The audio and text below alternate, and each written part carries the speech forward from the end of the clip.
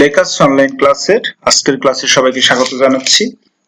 আমরা আমাদের ষষ্ঠ অধ্যায়ের অনেকগুলো টপিকস নিয়ে আলোচনা করেছিলাম। এরপরে আমাদের একটি টপিকস বাকি আছে, ওটা আমরা পরে আলোচনা করব। তো এর মাঝে আমরা আজকে আলোচনা করব আমাদের জ্ঞানমূলক প্রশ্ন ও উত্তর সমূহ।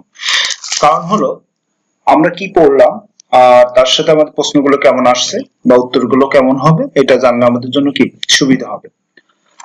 তো প্রথম যে জ্ঞানমূলক প্রশ্ন আসতে পারে সেটা হলো ডেটা বহুপত্য কি। আমরা তো আগেই জানিয়েছি যে ডেটা বহুপত্য কি। সুনির্দিষ্ট ফলাফল বা আউটপুট পাওয়ার জন্য প্রসেসিং এ ব্যবহৃত কাঁচামাল সমূহকে ডেটা বহুপত্য বলে। অন্যভাবে বলা যায় কি, তথ্যের ক্ষুদ্রতম এককে কি বলা হয়? উপাত্ত। তারপর আমাদের তথ্য কি বা ইনফরমেশন কি। তথ্য হলো কোনো প্রেক্ষিতে সুশৃঙ্খল ভাবে সাজানো ডেটা যা অর্থবহ এবং ব্যবহার যোগ্য। অন্যভাবে বলা যায় ডেটা প্রক্রিয়াকরণ পরবর্তী অর্থপূর্ণ রূপ হলো ইনফরমেশন বা তথ্য। মানুষ বিভিন্ন কাজে ইনফরমেশন ব্যবহার করে। তো আমরা একটা ডেটা এবং তথ্য বা ইনফরমেশন পড়ার সময় আমরা একটা কম্পিউটিং ডিভাইসিং সিস্টেম আমরা দেখছিলাম। সেখানে আমরা দেখছি যে কি, যে আমরা তথ্য বা ডেটা আমরা ইনপুট যেটা দিই সেটা হলো ডেটা, আর প্রসেসিং এর পরে যেটি পাই সেটা হলো কি, তথ্য।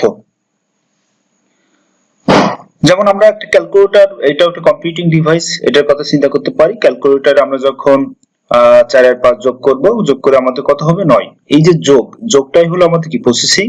আর 4 আর 5 এটা হলো আমাদের ইনপুট, আর যে 9টা এটা হলো আমাদের কি, আউটপুট। তো আমাদের আরেকটি জ্ঞানমূলক প্রশ্ন আসে, সেটা হলো ডেটাবেস কি। তো আমরা তো এটা জানি, ডেটা শব্দের অর্থ হলো উপাত্ত, বেস শব্দের অর্থ হলো কি, সমাবেশ। শাব্দিক অর্থে ডেটাবেস হচ্ছে কি, কোনো বিষয়ের উপর সম্পর্কিত উপাত্তের সমাবেশ। তো আমরা এইভাবে এইটুকু দিলেই হবে যে পরস্পর সম্পর্কযুক্ত এক বা একাধিক ফাইল বা টেবিল নিয়ে গঠিত হয় ডেটাবেস।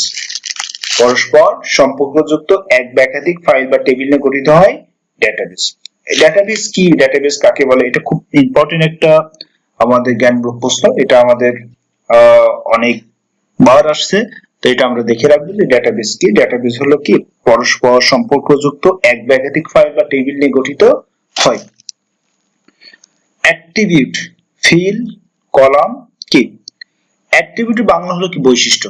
Field, column.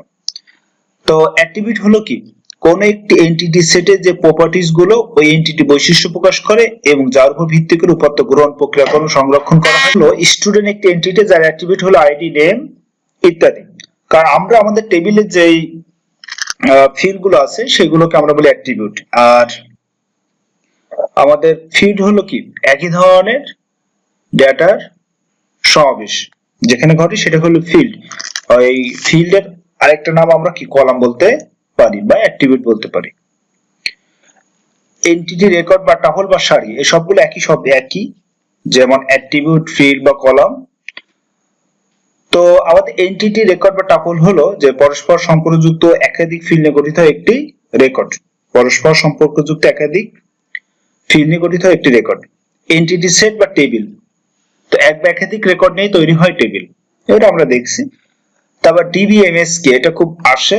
তা ডিবিএমএস কি যদি আমরা বলতে চাই, তো ডেটাবেস ম্যানেজমেন্ট সিস্টেম বা ডিবিএমএস হলো এমন একটি সফটওয়্যার যা ডেটাবেস তৈরি, পরিবর্তন, সংরক্ষণ, নিয়ন্ত্রণ এবং পরিচালনার কাজে ব্যবহৃত হয়। যেমন উদাহরণ হিসেবে আমরা বলি MySQL, SQL, MS access, oracle ইত্যাদি। এগুলো হলো কি আমাদের ডিবিএমএস। যদি 1 মার্কের আসে তাহলে এতটুকু লিখলেও হবে যে ডেটাবেস ম্যানেজমেন্ট সিস্টেম বা ডিবিএমএস হলো এমন একটি সফটওয়্যার যা ডেটাবেস তৈরি, পরিবর্তন, সংরক্ষণ, নিয়ন্ত্রণ এবং পরিচালনার কাজে ব্যবহৃত হয়। তারপর বলছে ডেটাবেস অ্যাডমিনিস্ট্রেটর কি। 1 মার্কে যদি আসে বা 2 মার্কে যদি আসে যে ডেটাবেস অ্যাডমিনিস্ট্রেটর ভূমিকা, এটা আমরা দেখব। তো আমরা 1 মার্কে যদি বলি যে কি, যে ব্যক্তি বা ব্যক্তিবর্গের উপর ডেটাবেসের কেন্দ্রীয় নিয়ন্ত্রণ অর্পিত থাকে সেই ব্যক্তি বা ব্যক্তিবর্গকে কি ডেটাবেস অ্যাডমিনিস্ট্রেটর বলে। তো আমাদের ডেটাবেস অ্যাডমিনিস্ট্রেটর হলো কি, একটা ব্যক্তিও হতে পারে, একটা কি, যে ব্যক্তিবর্গও হতে পারে, মানে অনেকগুলো ব্যক্তি সমন্বয়ে একটা কি, যে নিয়ন্ত্রণ যাদের কাছে থাকবে সেই ব্যক্তি বা ব্যক্তিবর্গকে ডেটাবেজ অ্যাডমিনিস্ট্রেটর বলা হয়। তো অন্যভাবে বা সংক্ষেপে বলা যায় যে কি ডেটাবেজের সার্বিক দায়িত্বে নিয়োজিত ব্যক্তিকে ডেটাবেজ অ্যাডমিনিস্ট্রেটর বলে। এটা একটু সহজ। আমি এখানে অনেকগুলো অপশন রাখছি যাতে তোমাদের যে কোনো একটা সংজ্ঞা যে কোনো একটা পাঠ নিতে সুবিধা হয়। তো ডেটাবেজের সার্বিক দায়িত্বে নিয়োজিত ব্যক্তিকে কি বলা হয়? ডেটাবেজ অ্যাডমিনিস্ট্রেটর বলে। তো অ্যাডমিনিস্ট্রেটর কি করতে পারে? ডেটাবেজ তৈরি, পরিবর্তন, পরিবর্ধন, নিয়ন্ত্রণ করে থাকে। কোয়েরি কি? তো আমরা এটা অবশ্য পড়বো, এই কোয়েরি পার্টটাই আমাদের বাকি আছে। তারপর কোয়েরি 1 মার্কে যেহেতু আসছে সেটা আমরা বলি। কোয়েরি হলো আমাদের ডেটাবেজের সংরক্ষিত অসংখ্য তথ্য থেকে নির্দিষ্ট কোনো শর্ত সাপেক্ষে তথ্য খুঁজে বের করাকে কি বলা হয়? কোয়েরি বলা হয়। কোয়েরির সাহায্যে নির্দিষ্ট ফিল্ডের ডেটা, নির্দিষ্ট গ্রুপের ডেটা নির্দিষ্ট শর্ত অনুসারে প্রদর্শন করা হয়। তার মানে আমাদের যদি আমাদের দেখা যাচ্ছে একটা ক্লাসের বা একটা প্রতিষ্ঠানের 2000 জন স্টুডেন্ট থাকে, এর মধ্যে যদি আমি বলি যে কি যে ক্লাস 7 এর ক নামের ছেলে কয়জন আছে, তো এটা যদি আমরা এখানে শর্ত দিচ্ছি কি যে ক্লাস 7 হতে হবে, আবার নাম হতে হবে কি ক। তারপরে এখানে যাদেরকে খুঁজে পাওয়া যাবে সেই বিষয়টা বা তথ্য খুঁজে বের করা, এটাই হলো কি কোয়েরি। তবে কোয়েরি হলো কি ডেটাবেজে সংরক্ষিত অসংখ্য তথ্য থেকে কি নির্দিষ্ট কোনো শর্ত সাপেক্ষে তথ্য খুঁজে বের করাকে বলা হয় কি কোয়েরি। কোয়েরির সাহায্যে নির্দিষ্ট ফিল্ডের ডেটা, নির্দিষ্ট গ্রুপের ডেটা নির্দিষ্ট শর্ত অনুসারে প্রদর্শন করা হয়। কোয়েরি ভাষা কি?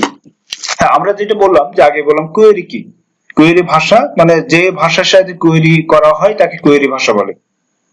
ডেটা ম্যানিপুলেশনের উপর ভিত্তি করে 3 ধরনের কোয়েরি ভাষা আছে। একটা হচ্ছে এসকিউএল। এসকিউএল হলো কি, এর পুনরূপ হলো কি স্ট্রাকচার কোয়েরি ল্যাঙ্গুয়েজ। এসকিউএল একটি কি নন প্রসিডিউরাল বা ফাংশনাল ল্যাঙ্গুয়েজ, কারণ এসকিউএল এর যে তথ্যাবধি দরকার কেবল তা দিয়ে দিলেই হয়, কিভাবে কোয়েরি করা হয় তা বলার দরকার হয় না। আমরা এসকিউএল পার্টটা বা কোয়েরি পার্টটা মধ্যে যেহেতু বাকি, আমরা যখন এসকিউএল বা কোয়েরি পার্টটা করব এটা তখন খুব ভালোভাবে বুঝতে পারবে। তাই এসকিউএল এর ভিতরে আমরা শুধু জানবো যে এসকিউএল হলো কি, এর পুনরূপ হলো স্ট্রাকচার কোয়েরি ল্যাঙ্গুয়েজ। এটা একটি কোয়েরি ল্যাঙ্গুয়েজ আর কি, ভাষা আর কি। তবে ডিডিএল বা ডিএমএল কি? ডিডিএল মানে ডাটা ডেফিনিশন ল্যাঙ্গুয়েজ পুনরূপ, যার সাহায্যে ডাটাবেজ ম্যানেজমেন্ট সিস্টেমে ডাটাবেজ ফাইল তৈরি, ডাটাবেজ ফাইল পরিবর্তন, database file delete, database object, table, view, index ইত্যাদি পরিবর্তন এবং ডিলিট করা হয়। তাহলে ডিডিএল ডাটা ডেফিনিশন ল্যাঙ্গুয়েজ, এর পুনরূপ হলো কি ডিডিএল এর পুনরূপ হলো ডাটা ডেফিনিশন ল্যাঙ্গুয়েজ। এর সাথে কি করা হয়? ডাটাবেজের ম্যানেজমেন্ট সিস্টেমে ডাটাবেজ ফাইল তৈরি, ডাটাবেজ ফাইল পরিবর্তন, database file delete, database object, database object কি টেবিল, ভিউ, ইন্ডেক্স ইত্যাদি পরিবর্তন এবং ডিলিট করা হয়। আর ডিএমএল এর পুনরূপ হলো ডাটা ম্যানিপুলেশন ল্যাঙ্গুয়েজ, যার সাহায্যে ডাটাবেজের বেস টেবিলে ডাটা ইনসার্ট, আপডেট ও ডিলিট করা হয়। ডাটা ম্যানিপুলেশন ল্যাঙ্গুয়েজে কি করা হয়?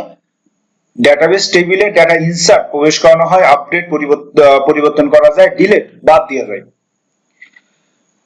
তারপরে আমরা বললাম যে ডাটা সর্টিং কি? ডাটা সর্টিং এক বা একাধিক ফিল্ড এর মানের উপর ভিত্তি করে ডাটাবেজ রেকর্ডগুলোকে ঊর্ধ্বক্রম বা নিম্নক্রমে সাজানোর প্রক্রিয়া হলো কি সর্টিং।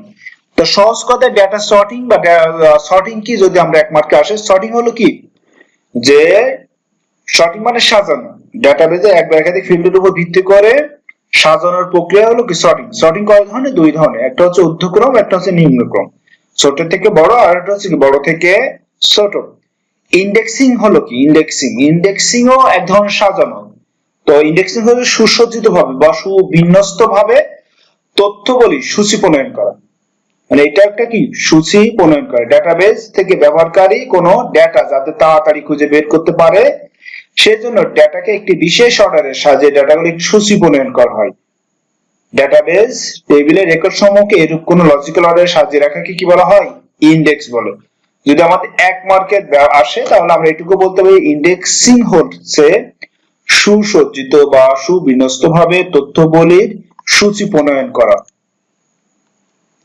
তো আমাদের ইন্ডেক্স আর সর্টিং এর ভিতর পার্থক্য আমরা আগে দেখছি, তো আমরা পরে আবার যদি আমাদের জ্ঞানমূলকে আমরা এটা থাকতে পারি।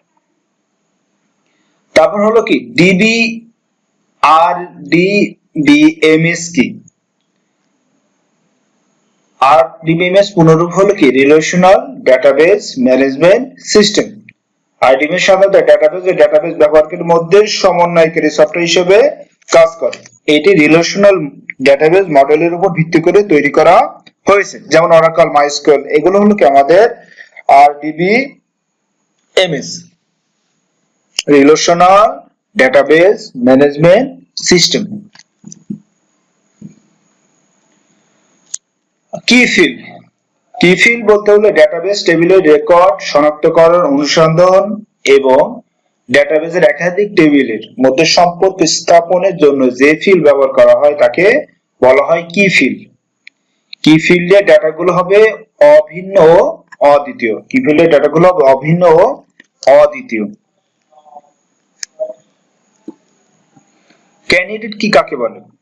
যে ফিল্ডগুলোর সাহায্যে একটি ডাটাবেস টেবিলের রেকর্ডগুলোকে অদ্বিতীয়ভাবে শনাক্ত করা যায় তাকে ক্যান্ডিডেট কি বলে? একটি টেবিল একাধিক ক্যান্ডিডেট কি থাকতে পারে।